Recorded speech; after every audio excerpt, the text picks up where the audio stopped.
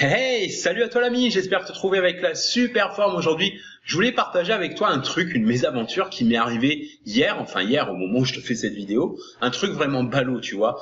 Plus concrètement, la perte du fichier d'un e-book sur lequel je bosse depuis plusieurs semaines, alors que c'est quand même pas la première fois que je publie des contenus, tu vois, sachant que ça faisait un moment que j'avais pas écrit moi-même, la plupart du temps je sous-traite, sauf que là, c'est un que je vais publier sous mon nom, pas un nom de plume.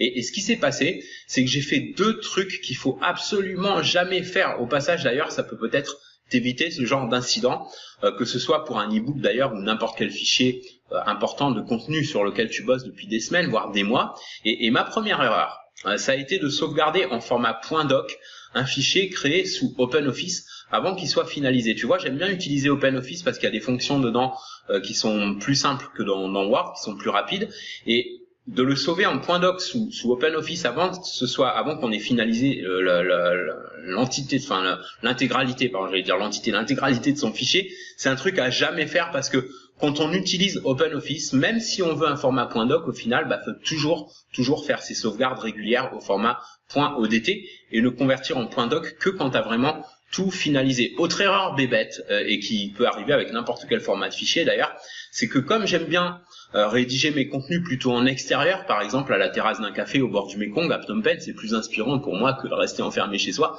j'ai pris l'habitude pour gagner du temps de travailler sur mes fichiers toujours depuis une clé USB pour pas avoir à faire 36 sauvegardes, tu vois, genre un transfert depuis la sauvegarde sur mon ordi de bureau vers l'USB, puis de l'USB vers le laptop pour faire les enregistrements réguliers pendant mon travail sur le laptop, puis ensuite rebelote dans l'autre sens, laptop vers l'USB et sauvegarde à nouveau du contenu USB vers l'ordi de bureau quand je rentre pour avoir toujours une sauvegarde sur deux supports à la fois. Ça fait 4 transferts.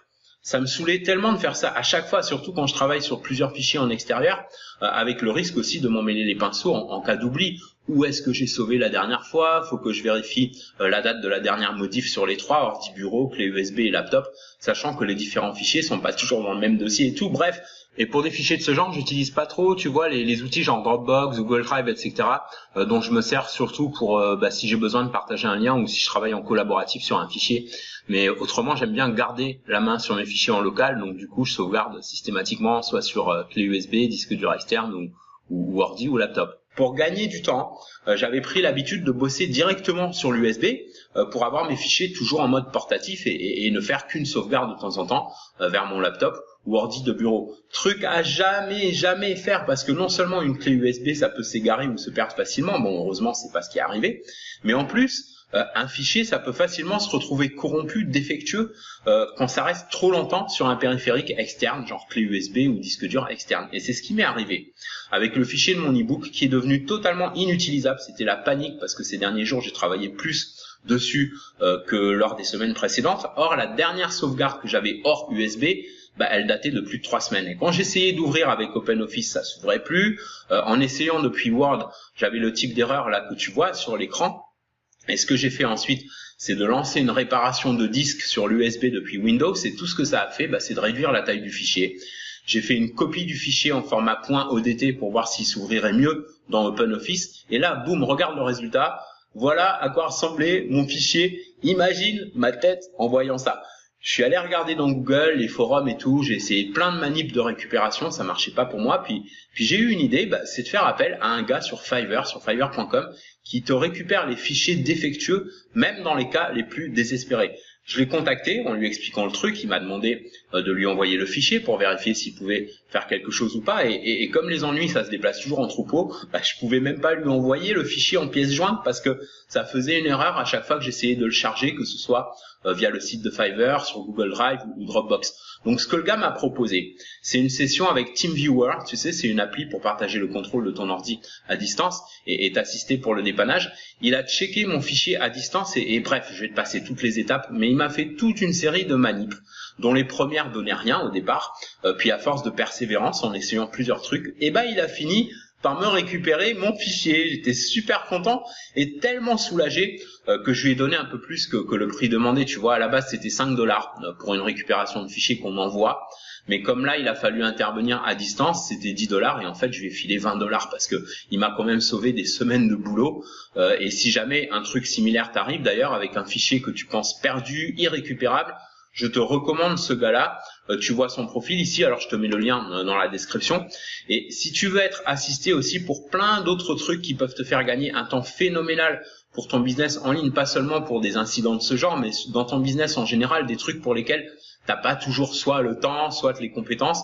Ça peut être des designs pour tes produits ou tes offres, de l'assistance technique sur ton site, des vidéos ou des montages vidéo et une multitude de tâches dans plein d'aspects de ton business, comme de l'aide dans ta stratégie de réseaux sociaux, d'emailing, ton copywriting, des contenus pour tes produits numériques, e-book ou articles de blog, ou site e-commerce si tu fais de l'e-commerce pour tes fiches produits, etc. Bref, la liste est longue, quel que soit ton modèle numérique, il y a tout, sachant que sur Fiverr ou autre, parfois, il faut faire pas mal de recherches et de tests avant de tomber vraiment sur les bons.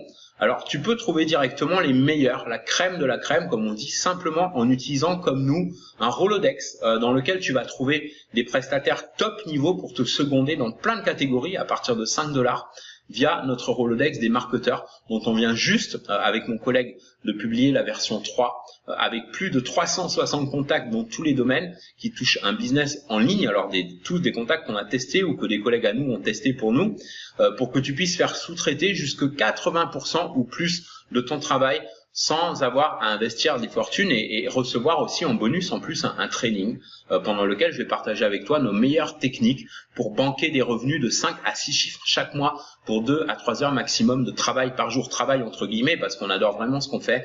Tu peux voir des preuves de revenus et des témoignages sur cette page, donc tu peux voir le lien en vidéo et en description. Sur la page, tu pourras aussi trouver des idées pour ton business et une courte vidéo qui t'explique tout ça. Tu as aussi un super coupon pour que tu puisses obtenir ton Rolodex plus l'accès au training pour moins de 100 €. Va jeter un œil sur cette page, je suis sûr que tu vas adorer. En attendant, j'espère que ma mésaventure, qui s'est finalement plutôt bien terminée, peut t'inspirer pour éviter les mêmes erreurs. Toujours bien sauvegarder ces fichiers importants sur 2 supports à chaque fois qu'on s'en sert et pas procrastiner en se disant je vais sauvegarder plus tard, je vais y revenir plus tard, genre demain ou autre.